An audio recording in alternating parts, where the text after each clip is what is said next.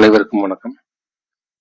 So இந்த வீடியோவில் நம்ம பார்க்க போகிறது பார்த்தீங்க அப்படின்னா, நேற்று குரூப் 4 எக்ஸாமுக்கான ஒரு அடெண்டம் வந்து ரிலீஸ் பண்ணியிருந்தாங்க. குரூப் 4 2025க்கான எக்ஸாமுக்கான ஒரு அடெண்டம் ரிலீஸ் பண்ணியிருந்தாங்க. இந்த அடெண்டமில் வந்துட்டு சில வேக்கன்சிஸ் வந்துட்டு ரிவைஸ் பண்ணியிருந்தாங்க. அண்டு சில நியூ போஸ்ட் வந்துட்டு ஆட் பண்ணியிருந்தாங்க.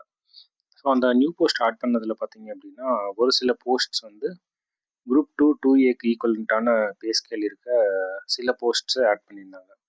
அதில் என்ன அப்படின்னா, அந்த 2A லெவலுக்கு ஈக்குவலாக இருக்க சில அந்த போஸ்ட்ஸ்க்கு வந்துட்டு எஜுகேஷனல் குவாலிஃபிகேஷன் பார்த்தீங்க அப்படின்னா, டிகிரியும் அதுக்கப்புறம் டைப் ரைட்டிங்கும் இருக்கணும் அப்படின்ற மாதிரி இருக்குது. அப்புறம் ஒரு போஸ்ட் பார்த்தீங்க அப்படின்னா degree, type writing, short hand எல்லாமே இருக்கிற மாதிரி இருக்குது.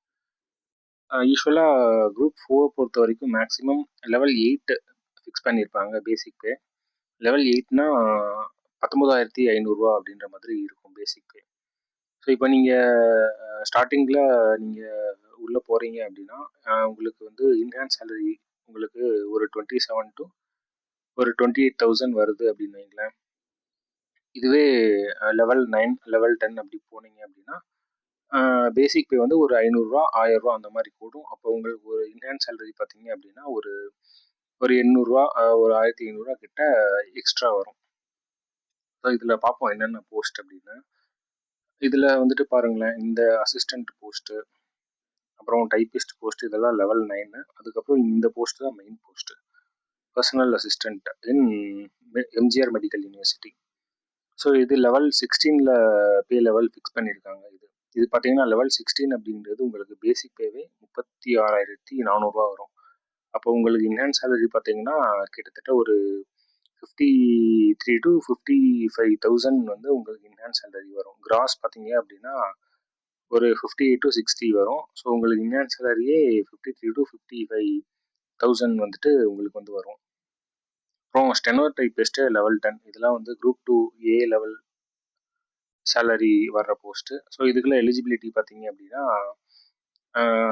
இந்த டைப்பிஸ்ட்டு அப்புறம் இந்த அசிஸ்டண்ட்டு இதுக்கெல்லாம் வந்துட்டு டிகிரி ப்ளஸ் டைப்பிங் முடிச்சிருந்துருக்கணும். அப்புறம் ஸ்டெனோவுக்கு வந்துட்டு நீங்கள் ஸ்டெனோ முடிச்சிருந்துருக்கணும், ஷார்ட் ஹேண்டு.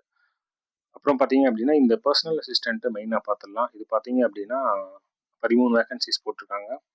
அதுக்கு எஜுகேஷனல் குவாலிஃபிகேஷன் பார்த்தீங்க அப்படின்னா, ஸோ இங்கே இருக்கும். ஏஜ் வந்துட்டு மேக்ஸிமம் ஏஜ் லிமிட் வந்துட்டு நீங்கள் ஜென்ரல் கேட்டகரியா இருந்தீங்க அப்படின்னா உங்களுக்கு வந்துட்டு 32,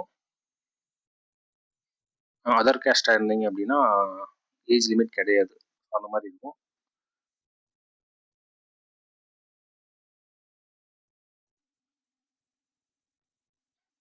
இங்கே இருக்கும் பர்சனல் அசிஸ்டன்ட்.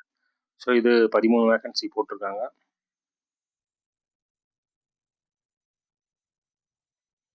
ஸோ இதான். ஸோ உங்களுக்கு என்னென்னா எஜுகேஷனல் குவாலிஃபிகேஷன் தான் இது வந்து மெயின் ஃபேக்டராக இருக்கும்.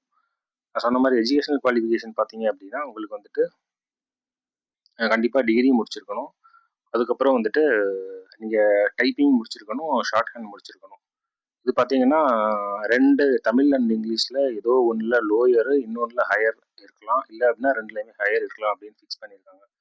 ஸோ உங்களுக்கு இந்த குவாலிஃபிகேஷன் இருந்தது அப்படின்னா நீங்கள் இந்த போஸ்ட் செலக்ட் பண்ணீங்க அப்படின்னா உங்களுக்கு கொஞ்சம் அட்வான்டேஜ். குரூப் 4ல் இந்த மாதிரி குரூப் 2க்கு ஈக்குவலண்ட்டான போஸ்ட் கொடுக்குறதெல்லாம் ரொம்ப ரேர். இதெல்லாம் இது வந்து முனிசிபல் கமிஷனருக்கு இந்த லெவல் தான் ஃபிக்ஸ் பண்ணியிருப்பாங்க, பே லெவல்.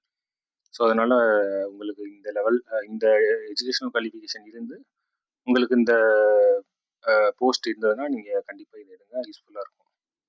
Okay, thank you.